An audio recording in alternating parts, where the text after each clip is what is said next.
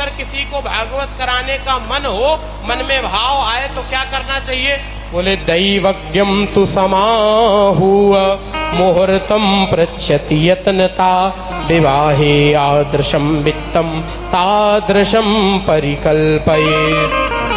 सबसे पहले तो मुहूर्त का शोधन कराना चाहिए, फिर विवाहे आदृशम वित्तम तादृशम परिकल्पयेत। जितना धन लड़की के विवाह के लिए संकल्पित करे उतना ही भागवत के लिए संकल्पित करना चाहिए। भागवत और बिटिया का विवाह बराबर। फिर ये पूछा गया कहाँ करानी चाहिए भागवत की कथा, तो बोले तीर्थे वापि वने वापि गृहे वापि श्रवणम मतम। तीर्थ में कराए 1000 गुना फल देगी, तीर्थ में ना करा पाए तो वन में करानी चाहिए, वन में ना करा पाए तो घर में करानी चाहिए। फिर तो और क्या करना है? बोले महाराज यजमान के लिए और जितने लोग कथा सुनना चाहते हैं, 7 दिन भागवत जी को बिल्कुल नियम से सुनना चाहते हैं, उनके लिए ये नियम कहा गया कि 7 दिन तक नमक और अन्न नहीं लेना चाहिए।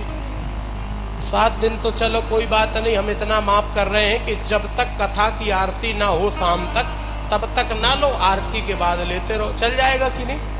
इधर वाले यजमान, हमारे मेन यजमान परीक्षित जी, माता जी को चल जाएगा कि नहीं? हाँ ठीक है।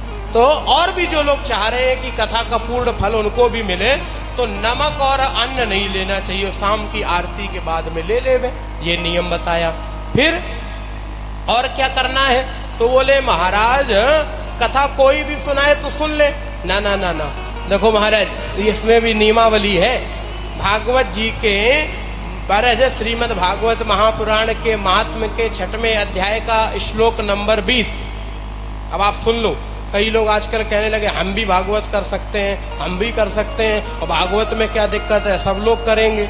नहीं नहीं नहीं नहीं, सबसे बड़ी बात सुन लीजिए, भागवत में नियम है और उस नियम को मानना ही पड़ेगा, तभी संसार चल पाएगा। ये नियम लिखा है। कौन कर सकता है भागवत जी की कथा, किसे आचार वर्ण करना चाहिए, सुन लो। महाराज वैष्णवः विप्रा विरक्ताश्च वेद शास्त्र विशुद्धिकृत दृष्टांत कुशलो धीरा वक्ता कारोति निस्पृहा। सबसे पहली बात तो जो कथावाचक हो वो वैष्णव होना चाहिए, वैष्णव रामकृष्ण को मानने वाला हो। दूसरी बात विप्रहा। अब कई बात ये बात लोग मानने को तैयार नहीं है।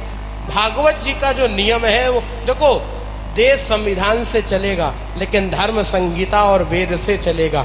वेद में जो लिखा है उसका पालन हमें करना ही पड़ेगा। इसमें स्पष्ट लिखा हुआ है कि ब्राह्मणेतर के लिए व्यासपीठ नहीं है, ये नियमावली वहां दी गई है। उसमें क्रम है कि इसमें कोशिश होनी चाहिए कि द्विज ही बैठे, कोई ब्राह्मण शरीर हो वही भागवत जी को सुनावे, ये नियम इसमें दिया गया है। वैष्णवः विप्रा। फिर अगर ब्राह्मण नहीं है तो विरक्त, कोई सन्यासी हो लाल कपड़े वाला, विरक्ताश्च। लेकिन वेद शास्त्र विशुद्धिकृत, वेद और शास्त्र का विशुद्ध अनुभव होना चाहिए। उन्हें पता होना चाहिए कि शास्त्र की सन्मति क्या है, वेद की अनुमति क्या है, पुराण की परिणति क्या है, उसमें सब पता हो। दृष्टांत कुशलाधीरा, वो सिद्धांत के साथ दृष्टांत देने में कुशल होना चाहिए।